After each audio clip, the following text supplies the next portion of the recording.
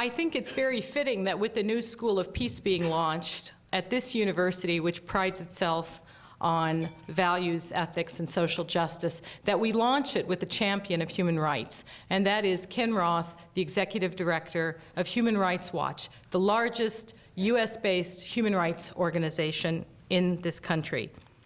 Kenneth Roth is going to be speaking this evening on the dynamics of human rights and the environment. This is a theme that will permeate many of the activities of the Institute over the coming academic year, looking as we are at climate change and as this is a focus also of the United Nations this year.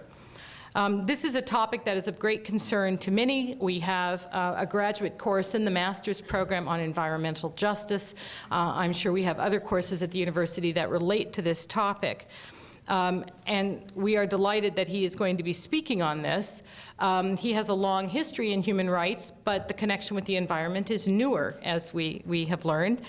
Human Rights Watch began its work in 1978, and now under Kenneth Roth's leadership since 1993, it has grown to have a staff of around 260 people in many different locations in the world. I believe you have this in your program. You have a short bio in your program. They conduct fact-finding investigations into human rights violations around the world. Aldous Huxley once said that facts do not cease to exist because they're ignored. The mission of Human Rights Watch is to publish these facts and to bring them into the light of day to shame governments and other human rights violators into changing the policies and practices that so abuse human rights. Human Rights Watch seeks to surface facts that are buried by perpetrators of torture, extrajudicial killings, human trafficking, and environmental destruction. This often means speaking out against abuses here at home. Ken Roth has written articles for journals and reviews, including on sensitive topics here at home, including issues of torture and terrorism in Guantanamo that some in the administration would prefer we not talk about.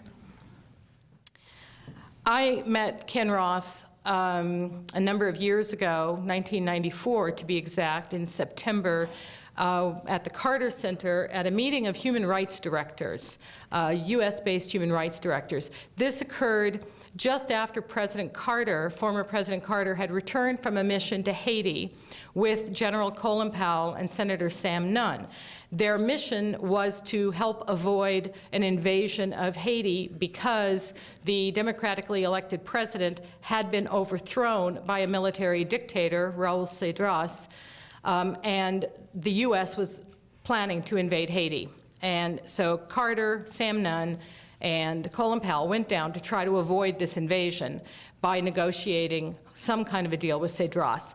Well, the deal that they negotiated basically gave immunity to Cedras and allowed him to leave and go away quietly, even though he was responsible for the murder of thousands of people. Shortly after President Carter returned to Atlanta, there was a meeting of the human rights directors, of which Ken Roth was a prominent member. And I remember sitting in that room when President Carter walked in, walking into, little did he know, one of the most contentious sessions I have ever seen, in which the human rights directors lambasted him, saying, "How can you call yourself a champion of human rights when you do anything for peace, but there's no justice?"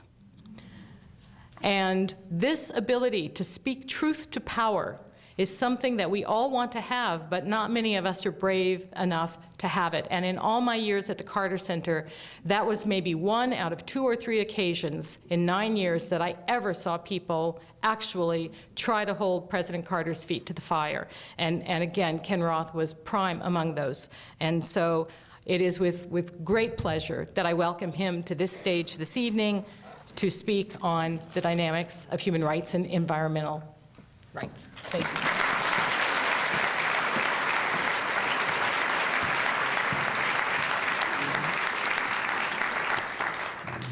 I remember that session well, although I should say, though, that, I mean, President Carter, for me, was a hero. And he was really part of why I'm doing what I did today, because when I was in law school, he was president, and he had introduced this radical idea that U.S. foreign policy should not just be about advancing national interests, it should also be about defending human rights. And that, frankly, is part of what inspired me, not to go and do whatever else I might have done, but to go into human rights. So I may have been lambasting him, but it was, with great admiration.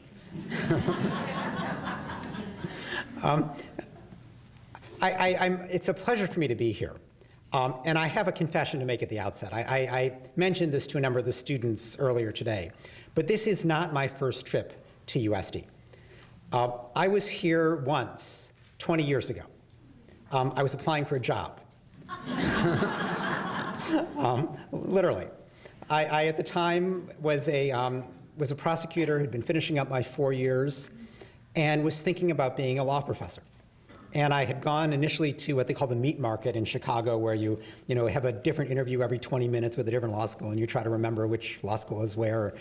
And USD invited me to come here and give a speech and a presentation, and the whole Megillah. And it was a lovely place. And but a couple days later, I got a phone call from Human Rights Watch. Would I like a job there? And so the paths diverged, and I went the Human Rights Watch route, and I never made it to USD until now. But it's lovely to be back.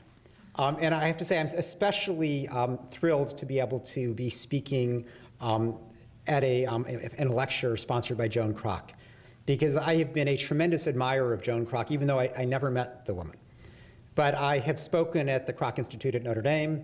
I have followed her commitment to global education and social justice. I think that she, the fact that she bolstered National Public Radio is, that's one of our national treasures, and it's just, it's to her credit. There are very few women like her who have the breadth of vision and the commitment and the generosity that she did. So I feel very honored.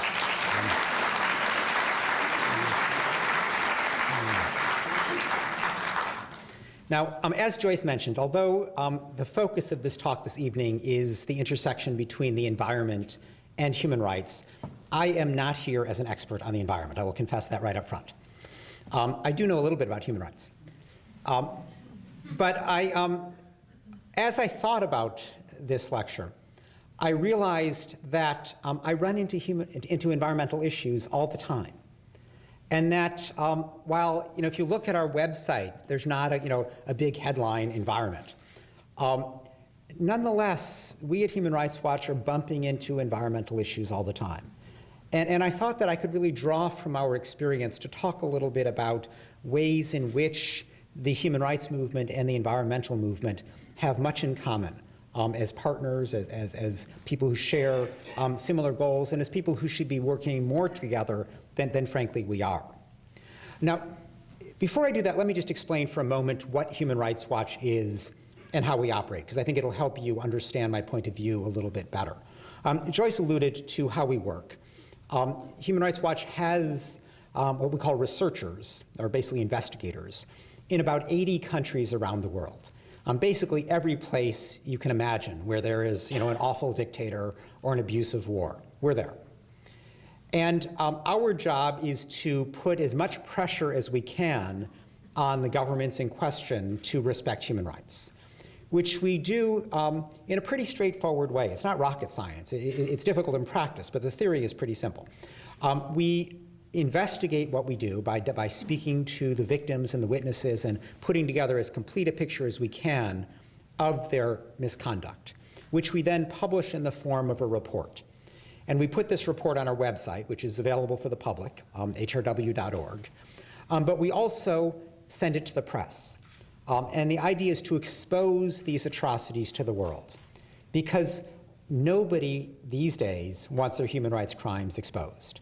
It's their dirty laundry. It's like being called a child abuser. I mean, it's just nobody wants that. And so that shaming process can be very powerful. It can discourage governments from committing abuses because they know that their reputation and their legitimacy are at stake. Then, to top it off, we have advocates in key capitals around the world, in many of the most powerful governments. And we go to them and we say, use your influence to help us. So when you're meeting with this dictator, tell him he's not going to get his next arms shipment until he stops torturing people. Or tell him that that next tranche of military aid's not going to be coming until he lets the following dissidents out of jail. Or say that you're not going to arrange a high-profile presidential summit with this thug until he starts behaving. And these kinds of pressures can make a huge difference. Now, what does this have to do with the environment? I first realized the connection between human rights and the environment. It now was, I guess, 13 years ago. It was 1994. And I don't know how many of you remember the name Ken Saro-Wiwa. Is that a name that, there's some heads that are nodding. Ken Saro-Wiwa was a Nigerian environmental activist. He was an Ogoni, was his ethnic group, in the Niger River Delta in an area called Ogoniland. And he was the head of an organization, MOSOP, the Movement for the Support of the Ogoni People. Ken Saro-Wiwa and his organization were concerned with the environmental degradation caused by the oil industry in the Niger River Delta, by Shell in particular, yes, you remember. And what they found was not only were there oil spills that were contaminating the water, there were these flares that where the excess gas, they at that point were not collecting the gas, they were just burning it off. That was heating up the environment, it was polluting. And they were trying to insist that Shell on the one hand and the Nigerian government on the other as sort of the overseer of Shell stop this despoiling of their environment, ruining their fishing grounds, ruining the villages where they live. This, unfortunately for Ken Saro-Wiwa, was at the time when Nigeria was run by a dictator named Sani Abacha, who was as awful as they come. And Abacha arranged to arrest on trumped-up charges Ken Saro-Wiwa and 8 of his colleagues in MOSOP, sentenced them to death, and after a 6 or 8 month wait, hung them all. And it was an utter outrage. Now this woke the world up. And there were a number of lessons that we learned from this. I mean, first was that if you're going to have a clean environment, you have to have the political space for people to be able to protest, for the people who are most affected by the environmental hazards to be able to speak out, organize against them, and try to change that behavior. That's what Ken Saro-Wiwa was done, and that's what he was killed for. Second, this was in many ways the birth of the movement of corporate social responsibility. Because at that stage, Shell was basically saying, well, what do you want us to do? This is it's an environmental problem. Don't bother us. We're just here to make money for our shareholders. And that was the typical line back then. I remember talking to business leaders at the time and saying, would you worry about, could you help us stop this labor rights abuse, or could you help us with this police abuse? And they would say, that's your business, that's not our business. We're here just to make money. Shell's reputation was utterly destroyed at the time. It was also right about the time as the Brent Spar episode in the North Sea. And that kind of 1-2 punch actually transformed Shell from being the symbol of retrograde corporate conduct to being actually an extremely responsible corporate citizen. And they ended up taking the lead in the corporate social responsibility movement and were sort of an object study for how corporations, for their own good, have to be attentive to human rights and environmental issues. That if they don't, they risk their reputation, which in turn loses them customers, investors, employees, you name it. That you cannot run an effective business if you are indifferent to these reputational risks that are involved in environmental or human rights abuse. We also frankly learned that civil society of the sort that Ken Saro-Wiwa represents is sort of like the canary in the mine shaft. That if you don't deal with problems as they arise early on, as local people affected by these problems speak out against them, things are going to go from bad to worse. And it's odd to think back to the Ken Saro-Wiwa days as almost being the halcyon days for the Niger River Delta. But awful as it sounds for this group to be rounded up and executed, today the Niger River Delta is basically at war with gangs roaming and kidnapping people, fighting back and forth for just their little snatch of the oil revenue. A lot of them are just kind of tapping into the oil fields. The environment is a complete disaster. And it sort of shows that repression is not the answer. Repression often just makes things worse. Let me give you a few other examples just from my work in this field. One company that I can't say has reformed through the process, but that we dealt with before anybody had any idea, is Enron. And I actually still remember when we put out the report, we were terrified of a libel suit. Everybody thought that this was this wonderful company, and what were we going to be doing saying something bad about it? And little did we know. But at the time, Enron was in the process of building a power plant in India called the Daybal power plant. And this was an enormous environmental concern because it was seen as diverting scarce water in that region. The locals were worried about kind of a range of environmental damage. It also, frankly, was an awful deal economically. There clearly was some bribery involved. And so India was going to be charged much more for electricity than they could get anyplace else. It was just a rotten, rotten deal, except for Enron, which was going to profit handsomely from this. So naturally, this combination of an environmental disaster and an economic disaster sparked protests. And what did Enron do? Well, it called in the local police thugs to take care of the protests. And they started beating the environmentalists. So that's what brought Human Rights Watch in. And we interviewed people and we recorded their plight, and we put together a big report outlining the environmental damage, the economic debacle, and the repression, and put this report out. And it got massive press because Enron was sort of a high-flying company and they never did anything wrong. But it showed that again there is this connection between repression and damage to the environment. Now, at that stage, Enron, unlike Shell, didn't start behaving responsibly. They just responded with this massive PR effort. And so we were sort of in this fight with them for a while in the press, but they never reformed. Maybe if they had reformed, we wouldn't think of Enron the way we do today. But that's history. A more contemporary example, China. If you think around the world today, China may well represent the greatest environmental hazard that we face. It's not only that it's 1 billion plus people, so even a small environmental problem multiplied by 1 billion, adds up very quickly. But in China, you have the problem of essentially unaccountable local government officials who are utterly indifferent to the environment. They have found that the best way to get rich quick is to let whatever business wants to come in. They basically hand out land for free, stealing it from peasants. They are indifferent to environmental regulations. Whatever it is to make a quick buck. And these kind of corrupt, abusive local officials have sparked enormous protest across China. I don't think people are necessarily really aware of the extent of it. But by the Chinese government's own count, I remember a couple of years ago when they were still publishing these figures, they said that there were 70,000 incidents of public unrest in the course of 1 year. So, tens of thousands of incidents a year at minimum.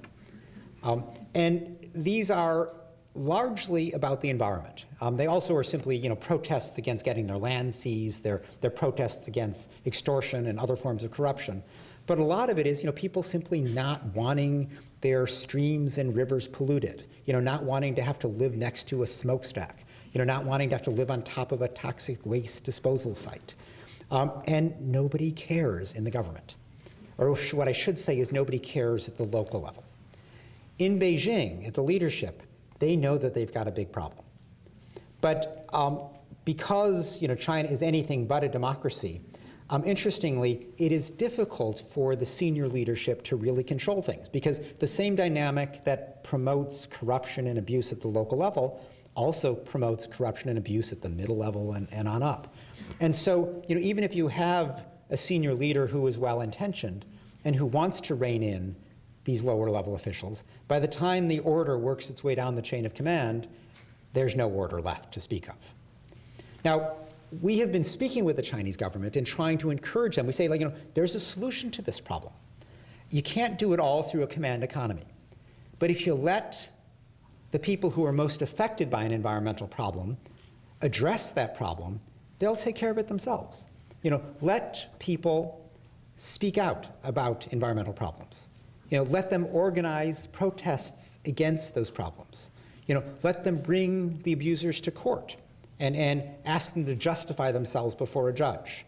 Actually apply the rule of law to the government. A novel idea in China. The Chinese government sort of thought about that for a while and said, well, that all makes a lot of sense, except if you start letting people organize, they may start organizing not just about their little village, but they may start organizing about Beijing. And before you know it, we're going to have a Tiananmen Square democracy movement again. So no thank you. And they started arresting the lawyers and arresting the environmental activists and shutting down the press that was too outspoken about these issues. And that's where we are today. So we find ourselves, fighting for human rights, which in this case is fighting for a clean environment. We are fighting to defend the activists that are trying to defend the earth. And so what all this demonstrates to me is that a good barometer of environmental degradation is the scope of repression. And I suspect that if you do a map of the world, and on the one hand do an overlay of repression, and then you do an overlay of environmental problems, you will find enormous overlap. Because the best defense of the environment is permitting the people who are most affected by environmental problems, letting them speak out and address those problems. The role of a human rights organization like Human Rights Watch is not necessarily to go out and defend the earth in that immediate sense, but our job is to defend the political space to allow environmental activists to operate within. And in that sense, there's an enormous compatibility between the two movements. And what's more, we've been talking about sort of, in a sense, local problems, the Niger River Delta, India, China. But today, when the paramount environmental problem affecting us is global warming, climate change, these local problems are no longer just local. Because if you have a factory that is emitting carbon beyond what it should, if you have local government that is ignoring the need to rein in global warming, then even if it's happening in some local place far away, it affects all of us. The solution to this global problem does have to start locally, but it requires all of us to ensure that the rights to defend our environment exist not only here in San Diego, but elsewhere in the world, because otherwise it's going to come back and hurt us here. So it really, in a sense, forces a global awareness and a global solution upon us, which is very much rights dependent. Now, why do governments permit so much environmental damage? You'd think that even a relatively unenlightened government would recognize that our days are numbered if we don't start addressing these problems. Part of the reason they don't is the China reason, that the solutions are sometimes too politically risky, because obviously the last thing any dictator wants is a vigorous civil society and a free press and a range of political parties seeking power. But part of the problem is, frankly, that damaging the environment can be lucrative in the short term, if you're in the right place at the right time. And this is something that Human Rights Watch encounters all the time, and it's a way in which we, I suppose, can address the incentives for environmental damage in addition to the possible solutions. So, not only are we defending civil society and those activists that are trying to protect the environment, but we also have begun to attack the reasons why governments find it convenient to allow the environment to be despoiled. Let me give you an example. We've talked about Nigeria, and today there is a formula in place in Nigeria where the federal government takes in all this massive oil revenue. It should be a rich country. takes in this revenue and distributes it to the various states in Nigeria. And those states, in turn, are supposed to be responsible for providing various social services like school and healthcare. So if you travel around Nigeria, it doesn't take long to figure out that this system isn't working, that there's enormous poverty, and that the basic social services that you would expect from a government are not being provided. So Human Rights Watch thought, well, let's look at why that is. Let's see if we can try to make some improvement there. And so we conducted a study in Rivers State, one of the states in the Niger River Delta. And we basically said, well, what's happening to the money? In this case, Rivers State gets $1.3 billion a year from the federal government. That's not pocket change. In fact, that's more than the GDP of most West African governments. And it's just a tiny little state. Of that money, 2.4%, a tiny, tiny part, goes to rebuilding the crumbling schools. 30% goes to salaries and offices, the important stuff of government officials. But the real money, we found, goes to a handful of people at the top. And just to give you a sense, we found that the state governor himself, one person, had a travel budget of $65,000 a day. You can imagine the plane he travels in. Plus, he had a budgetary allocation for grants, contributions, and donations of an extra $92,000 a day. So you can imagine his Swiss bank account is well padded. There also were 100 protocol officers on staff whose function was utterly unclear, but whose salaries were more than the entire health sector in River State. So this money is, on the one hand, being squandered. It is not serving the Nigerian people in the least. But it is also providing a huge incentive for the government to cling to power and to repress anybody who might challenge them, including those pesky environmental activists who are complaining about the Niger River Delta where this wealth is being generated. I'll give you another example where we did something similar. Angola, another potentially rich African country, refused to publish its budget.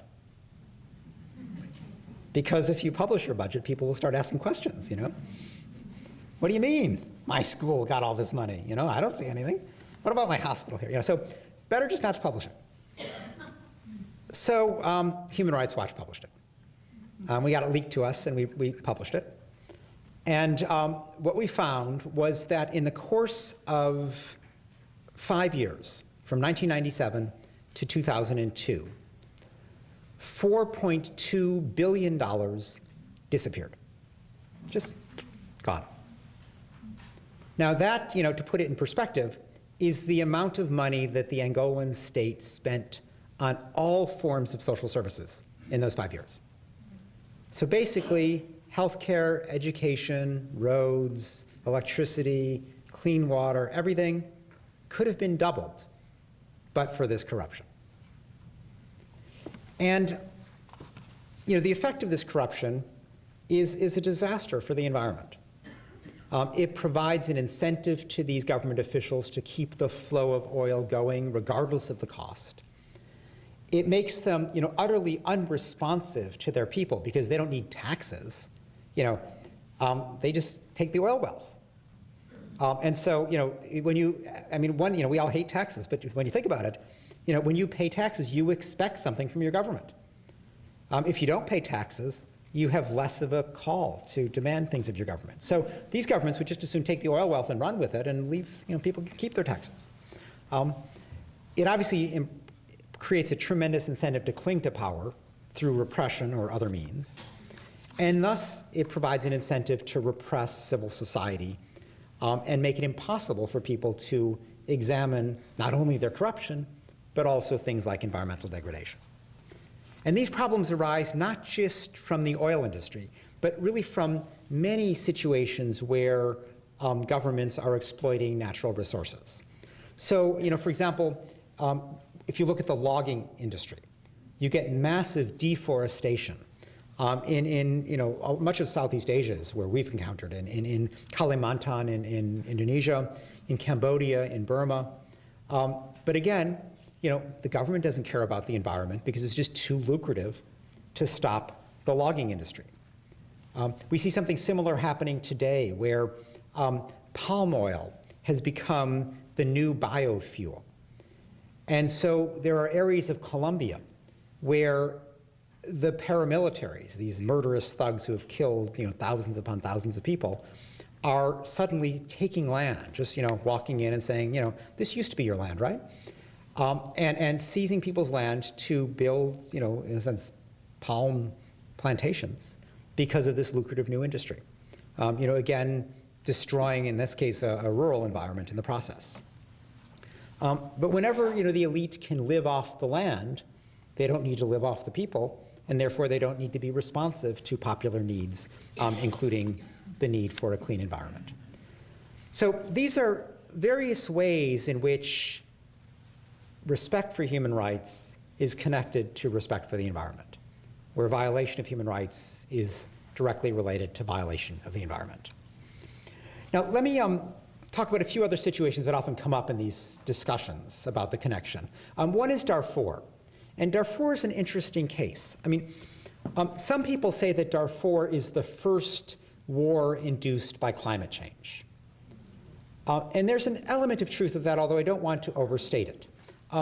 The element of truth is that there has been a process of desertification in the sub-Saharan region. And this is undoubtedly connected to global warming. This gradual creeping of the desert south has increased competition for land. In the case of Darfur, you have on the one hand the largely Arab tribes who tend to be nomadic with their herds of animals crossing this land. And on the other hand, the largely African tribes who are mostly agriculturalists who are trying to farm this land. And there was always a certain tension between these two groups of people, but they had worked it out over the eons. But as the land is shrinking, the tensions rise.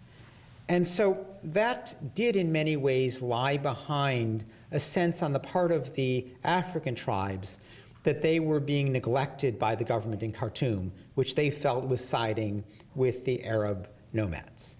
And so the African tribes got together and created an insurgency. And they announced their insurgency in February 2003 by attacking the military air base in El Fasher, North Darfur, and destroying the handful of military planes that were there. So they've arrived, a rebellion. The Sudanese government decided to fight this insurgency the way it had fought the insurgency in southern Sudan for the prior 21 years. And that's the classic, drain the sea to kill the fish approach. Meaning, they assumed that an insurgency would not be able to survive without support of ordinary civilians from their ethnic groups. And so they thought they would just get rid of the civilians. That's what they did. They basically would go into a village. The military operating with this group, the Janjaweed, which is basically these armed thugs on horseback and camelback. And they'd arrive at a village, kill enough people so that everybody else fled, and then they'd burn down the village. And they would do this over and over and over again. Rape a few women in the process if they could. And gradually, you have 2.4 million people who are living in refugee camps in Darfur. You have 4 million people who are utterly dependent on international assistance because they can't dare go home because they'll get killed. Now, while this conflict was related to climate change, the reason I say I don't want to overstate it is that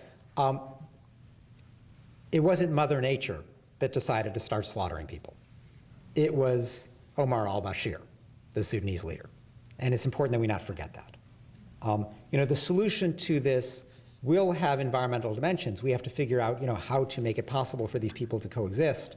But we shouldn't forget that there is a leadership in Khartoum that is a bunch of war criminals. And the solution to this is to frankly prosecute these people because they are responsible for mass atrocities. And we also need to deploy a UN peacekeeping force to try to protect the people of Darfur, which they're in desperate need of. And these are two areas where Human Rights Watch has been devoting a lot of attention. We've actually gotten a couple of people indicted by the International Criminal Court. The UN Security Council has now promised to deploy 20,000 peacekeepers beginning next month. So I'm guardedly optimistic that we're on our way. But this is an enormous problem that clearly has been exacerbated by environmental problems. I think Darfur illustrates another connection between human rights and the environment, and that is that one way for us to understand the consequences of environmental degradation is in terms of rights. That is, it's not simply rights as part of the solution, but rights are also part of the description of the problem. In the case of Darfur, the rights at stake are enormous. The right to life, the right to continue to live in your village without having the government burn it down. But there are other rights that are at stake as well. Here in the United States, when we think of rights, we tend to think of constitutional rights, civil rights, things basically having to do with our essential freedoms to speak out, to organize, not to be arrested, not to be killed. But there is another body of rights in international human rights law known as economic, social, and cultural rights. And those are very important as well. The right to health, the right to a job, the right to food and housing. The right to the basic necessities that you need to live is what that's about. And one way to understand damage to the environment is in terms of the consequences to economic, social, and cultural rights. And so, you can think about it in terms of diminishing the arable land, which has consequences for the right to food, or diminishing water resources, which makes it harder to find clean water. You can think about the flooding that is a consequence of global warming and what that has done to major urban areas. You can think about the forced migration that increasingly is a product of people not being able to support themselves in their traditional ways on their land. The vulnerability that they feel when suddenly their livelihood, not only through their lives, but back over the eons, is changed by these sudden shifts in the environment. And the thing that you can't help but notice as you start looking at these problems around the world is how often the poorest people are the ones who are most victimized. The environment and its problems seem always to discriminate against the most vulnerable. And I think that's part of why the concept of environmental justice is so important. Because this comes up in so many different ways. It's never a coincidence that the toxic waste site is located next to the poor neighborhood. It happens over and over and over again because the poor neighborhood is not terribly powerful politically. And so the people there don't have the capacity to protest. But the poor neighborhood is also the most vulnerable to the kinds of changes that we're describing. And so, if there's a lack of clean water, they're the first one to feel it. If the economy is being hurt by the environment, they're the first ones to feel that. So, all of this shows that it's important when you look at the environment and the problems that we're facing today to, in a sense, use human rights as an analytic tool, as a way of helping us better understand what the very human consequences are of environmental damage. So, what I've tried to do with all of this tonight is to talk about really the compatibility between the fight for human rights and the fight for a clean environment. But I would be remiss if I ended without addressing what I think inevitably would otherwise come up in questions, and that is, well, is there a right to a clean environment? Does it make sense to talk about that, pure and simple? And the answer, I have to say, is yes and no. And let me explain myself.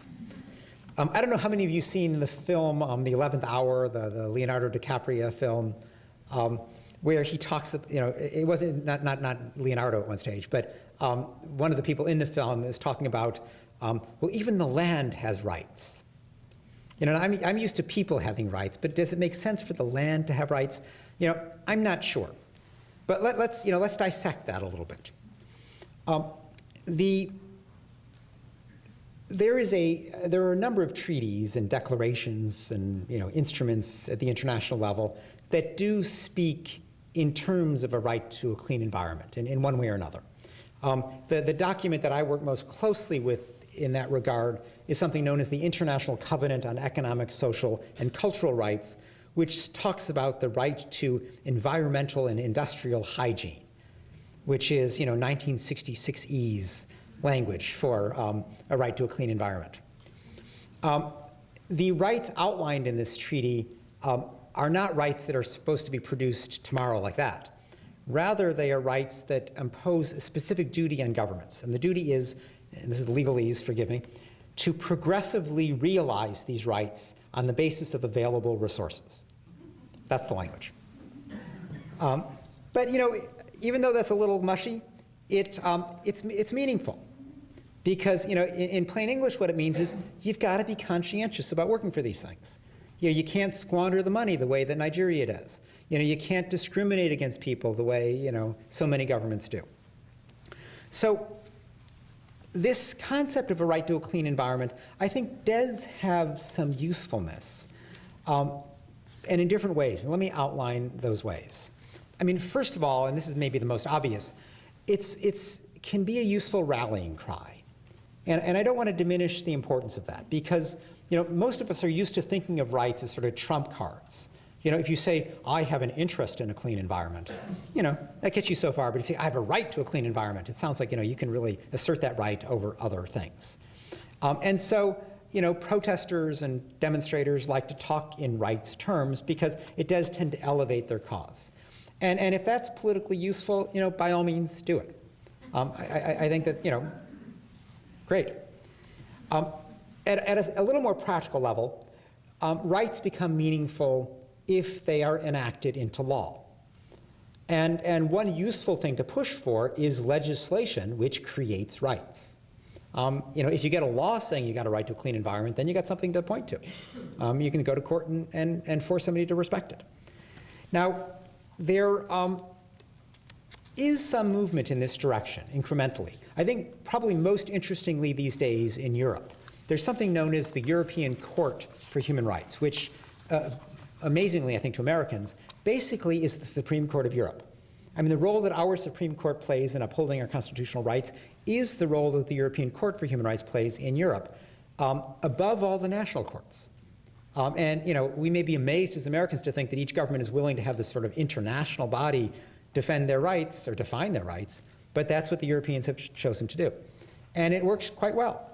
And so the European Court has addressed the right to a clean environment and has not gotten quite that far, but it has, for example, insisted that hazardous industries have a duty not to interfere with the right of people to their home, to their family, and to the enjoyment of their property. That's their language. It is said that states have a duty to protect, through regulation, against environmental hazard and to assess the impact on the environment of various development projects. But it hasn't yet sort of articulated explicitly a right to a clean environment, per se, standing alone. South Africa maybe has come a little bit closer. And I think many of you know that after apartheid, South Africa got together and adopted a constitution that in many ways is the model constitution. It's probably the most progressive constitution in the world in a variety of ways. But in terms of the environment, it talks about a right to environmental protection. It says that there's a right to an environment that is not detrimental to health or well-being. It also talks about a right of access to clean water. So you can see this gets really much farther. You don't find anything like that in our document. So it's moving in that direction. And one useful thing to do is to try to push for legislation or constitutions that begin to embody this right. The way that Human Rights Watch gets involved with this is sort of the third way that I think rights language is useful, and that is through our methodology of shaming, the methodology that I outlined at the beginning. And our shaming in this area works best when we can show that a government is not progressively realizing this right on the basis of available resources. That it is not conscientiously trying to protect people's right to health or food or clean water or these various elements of the right to a clean environment. And if we show that governments are indifferent, are corrupt, are discriminatory, are arbitrary, we can shine our shaming spotlight on them and embarrass them and push them to stop the same way we would try to get them to stop torture or political imprisonment or the more usual kinds of rights violations that we deal with. And this is a useful thing to do, I think, in defending the right to health, because what is the right to health if you're breathing in pollutants every day? I think it's useful to do in terms of the right to food and clean water, because these are obviously dependent on the ability to have an environment that can supply these things. It's useful to do in terms of environmental justice, pointing out that it is discriminatory to put the toxic waste site in the poor neighborhood time and time again. It's useful to do even in things, say, like privatization. You get many countries that are privatizing their water supply, say, and the private company comes in and says, well, we can do this more profitably if we just cut out that poor neighborhood. And so we can insist that governments, if they're going to privatize, if they feel that that's a better way to provide water or electricity or whatever, that it do so with regulations that insist that the private utility actually serve the entire community, that it not cherry pick and just go to the wealthy people. So these are all areas where a rights approach in our shaming methodology can really help to advance respect for the environment. Now, these are all, in a sense, kind of conceptual contributions, maybe political contributions to the fight for a clean environment.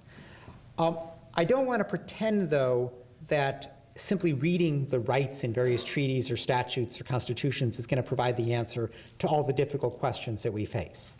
Because probably the greatest challenge to a clean environment are those who quite legitimately say, well, wait a minute, environment's one thing, but we're poor. We want jobs. We want to develop our economy. I need to drive my car to get to work. I need that factory down the road to have a job. So, yeah, it's nice and good to worry about the environment, but I've got a family to feed, and that's got to come first. And those kind of claims, which we've all heard, are quite real. And I don't pretend that anything I've said tonight gives the answer to that very real conflict that in a sense the world is facing between the imperatives of economic development and the equally compelling imperatives for a clean environment.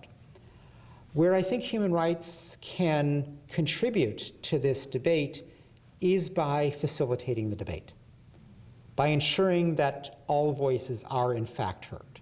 Because I don't think there is a right answer to that question, but I know that there is a right process to get to the answer, and that right process is one where everybody affected on both sides has a say freely. They all have a chance to debate, to organize, to engage what for us is ordinary politics, but for much of the world is prohibited because of repression. And I think it's critical, if we're going to get that balance right between providing for people and providing for a clean environment, that the rights that are, in a sense, go into a vigorous public debate are respected. Now, the final contribution that I think the human rights movement can make to this, to concerns with the environment, has to do with the fact that the environmental problems that we're facing are increasingly global. It's no longer just the stream down the way that's being polluted. As we all know, global warming is a global, by definition, problem. And we need to band together, across national boundaries to affect that. That's something the human rights movement has had a lot of experience doing, because we have had to build global coalitions of activists and NGOs and various civil society organizations to do things like, ban the use of landmines, a campaign that we actually shared in the Nobel Peace Prize through the accomplishment of a treaty that outlaws anti-personnel landmines. We did a similar campaign to ban the use of child soldiers, building coalitions around the world. We did a similar kind of global campaign to create the International Criminal Court. And today, we're creating a new campaign like that to ban the use of cluster bombs. So these are all areas where there is an interest in this issue in many, many parts of the world. And there is much greater strength addressing them together than addressing these problems country by country in isolation. I suspect that if we really are going to tackle the big environmental problems that we're facing, that we're going to need to build similar global networks. And I think the human rights movement can lead the way because we've been doing this for years. The environmental movement is doing more and more of it, but frankly is not nearly as advanced as the human rights movement in that respect. So let me conclude simply by stating the obvious. I think that the human rights movement and the environmental movement are obvious and important political allies. They are conceptual allies, they are political allies, and they need each other. We all need a clean environment, and to get there, we all need rights. One critique you often hear of progressive forces these days is that we're all too atomized. That each of us is pursuing our tiny little agenda, and we kind of ignore everybody else's. I hope that what I've shown tonight is that there is a tremendous complementarity of interest between two very important movements, that we can be much, much stronger working together, and that given the magnitude of the problems we face, we need that strength in numbers. Thank you very much.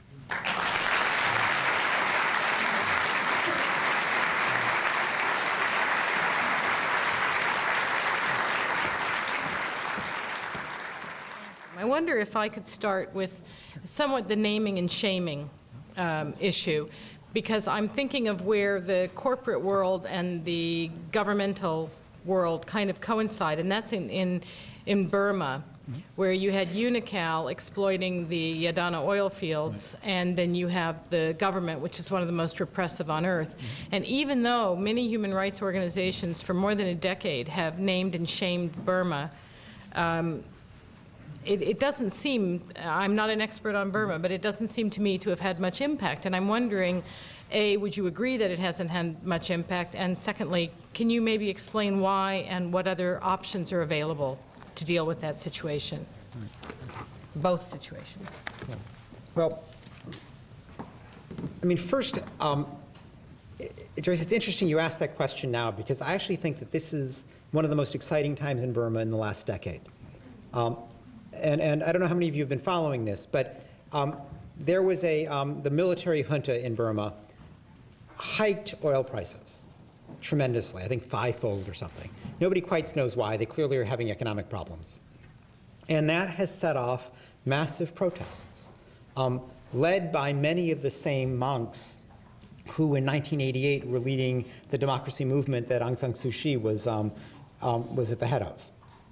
And the government has been, responding in its usual way in terms of beating people up, but it has also been responding with a certain restraint because it realizes, I think, that the world is watching. And I don't know how it's going to play out. I mean, we're actively involved right now trying to kind of push open the political space for these protests to proceed. But it is, it shows that something that's, is frustratingly persistent, this military dictatorship, also, has a certain brittleness to it. And it could be something like this that cracks it open. I mean, it's too early to say, but we really haven't seen anything like this in a long, long time. I have to say, I'll tell one story about Unocal, since you mentioned that. And this is sort of an example of corporate social responsibility at its worst, I suppose. But the Unocal, along with the French company Total, was building a pipeline across Burma. And I remember going in to speak with the general counsel of Unocal up in LA and saying, why are you guys doing this? I mean, don't you realize that there's this incredibly awful government there? And he said, oh, don't worry. We're building a clinic here, and we're building a school there. We're being nice to the people around our pipeline, And I outlined a scenario. I mean, that's often the answer you get.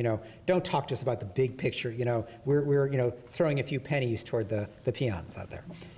And so I said, well, you can imagine. There's a rebel group operating in this territory. They're going to attack your pipeline. Who's going to defend your pipeline? the Burmese military, that all they knew how to do is to shoot civilians. And so, sure enough, I mean, literally a week after my meeting with them, there was this attack on the pipeline. 4 of the Total workers were killed, and the Burmese government responded as it does. And suddenly, the pipeline was being defended, in this awful, abusive way by this, junta that UNICAL was pretending it had nothing to do with. And it ended up being sued and paying a very big judgment because of this whole process. But it shows that corporate social responsibility is not only the nice thing to do, it's also sort of the smart thing to do if you are at all enlightened. But this was a little bit of the old days, and UNICAL had not yet gotten to that point where it understood the value of corporate social responsibility. Thank you.